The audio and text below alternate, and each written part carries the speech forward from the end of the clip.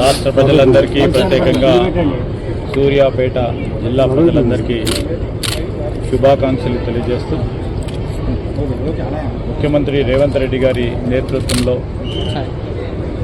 తెలంగాణ సర్వతోముఖాభివృద్ధి చెందడానికి ప్రణాళికాబద్ధమైన కార్యక్రమాలు తీసుకొని ఒకవైపు మేము ఇచ్చిన 6 గ్యారెంటీలో అమలు పరుస్తూ ఇంకో ప్రక్కన ఈ రాష్ట్రం ప్రపంచ దేశాల్లోనే మెరుగైన రాష్ట్రంగా ఉండాలని ఒక ప్రణాళిక సిద్ధం చేసుకొని ముందుకు పోతా ఉన్న తరుణంలో ఈరోజు రాష్ట్ర ప్రజానికానికి సంబంధించి ఎప్పుడు ఎక్కడా లేని విధంగా ఒకవైపు యువత, ఇంకోవైపు రైతులు, ఇంకోవైపు కార్మికులు, ఇంకోవైపు సామాన్య ప్రజానికానికి సంబంధించిన సంక్షేమాన్ని ఆలోచన చేసి ముందుకెళ్తుంది. గడిచిన సంవత్సరం మీద 8 నెలలు, ఈ 8 నెలల కాలంలో ఎప్పుడు లేని విధంగా ప్రభుత్వ ఉద్యోగాల కల్పనే కానీ, రైతులకు సంబంధించిన సంక్షేమమే కానీ, ఈరోజు ప్రధానంగా ఒకవైపు మాకు విద్య, వైద్యం, మాకు ప్రధానమైన అభివృద్ధి కార్యక్రమాలను ముందుకెళ్తా ఉన్న తరుణంలో మేము ఈరోజు ఇక్కడికి సూర్యాపేటకు రావటం ప్రభుత్వ ఆదేశానుసారం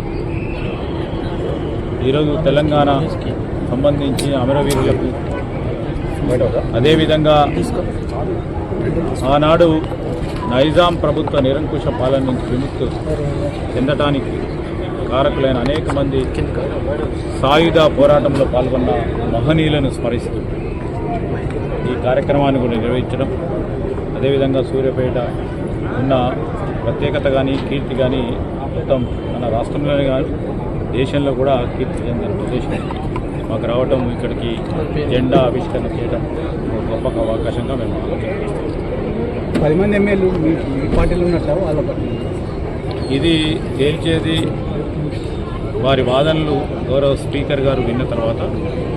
ఎందుకంటే ఈరోజు వాద్యం కోర్టులో ఉంది,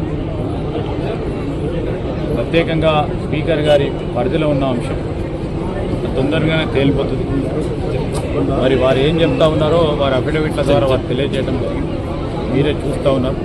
నేను కూడా ముందు చూస్తాను. రెండో అంశం ఈరోజు మరి పబ్లిక్ సర్వీస్ కమిషన్ అనేది, పబ్లిక్ సర్వీస్ కమిషన్కు సంబంధించి మేము కృత నిశ్చయంతో, చిత్తశుద్ధితో పబ్లిక్ సర్వీస్ కమిషన్ని ఏర్పాటు చేయడం,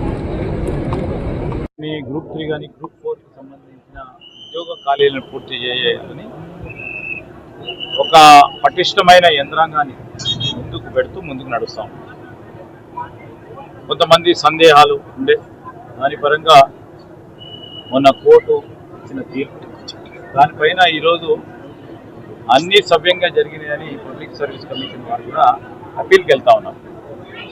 ఈ సందర్భంలో కొంతమంది వ్యాఖ్యలు చేస్తూ ఉన్నారు. ఎందుకంటే ప్రతిభావంతులైన వారిని ఎంపిక కావటం, వారికి సంబంధించిన మేధాశక్తిని కించపరుస్తుంది.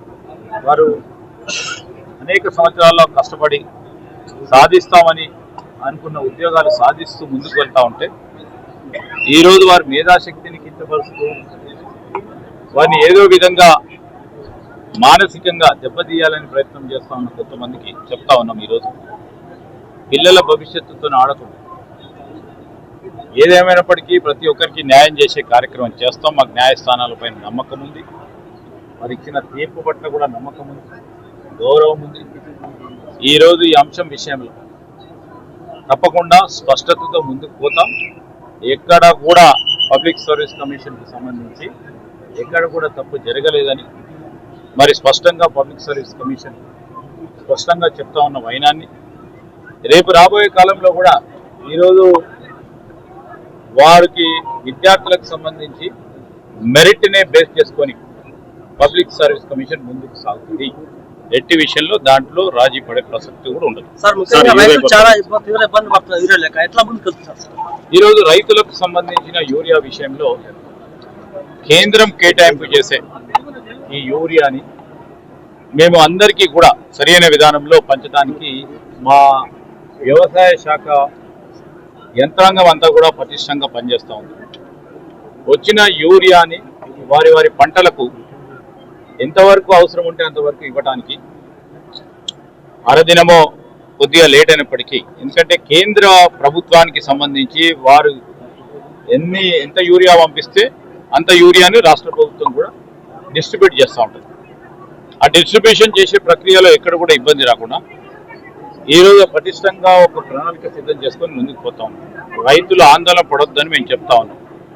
రైతులకు ఎంతవరకు యూరియా అవసరం ఉంటుందో ఆ యూరియా సంబంధించిన అంశం విషయంలో నిన్న కూడా మీరు చూశారు, మా వ్యవసాయ శాఖ మంత్రి తుమ్మల నాగేశ్వరరావు గారు మరి ఢిల్లీకి వెళ్ళడం, ఇంకా పెద్ద ఎత్తున యూరియాకు సంబంధించిన అంశం విషయంలో మన అవసరాలను కూడా దృష్టిలో పెట్టుకొని మీరు యూరియాను వెంటనే రిలీజ్ చేయాలని కూడా కేంద్ర ప్రభుత్వాన్ని కోరుతాను. కేంద్ర ప్రభుత్వం ప్రధానమైన బాధ్యత మేము ఈరోజు కూడా చెప్తాము.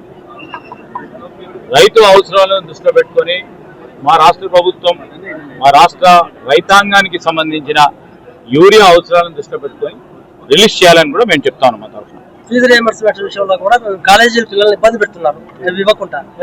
ఈరోజు ఆ సమస్యకు పరిష్కారం మొన్న మీరు చూసిండ్రు, మీ అందరి సహకారంతో అందరి సహకారంతో ఫీజు రియంబర్స్మెంట్కి సంబంధించి మరి వారికి కూడా ఎవరైతే అసలు సిసలు విద్యార్థులు ఉన్నారో వారికి ఎక్కడా కూడా ఇబ్బంది రాకుండా మరి ఒక ప్రణాళికబద్ధమైన కార్యక్రమం తీసుకొని మొన్న కూడా మరి 600 కోట్ల రూపాయల వరకు నిధులు రిలీజ్ చేస్తామని కూడా మరి ప్రభుత్వం నిర్ణయం చేసుకుంది.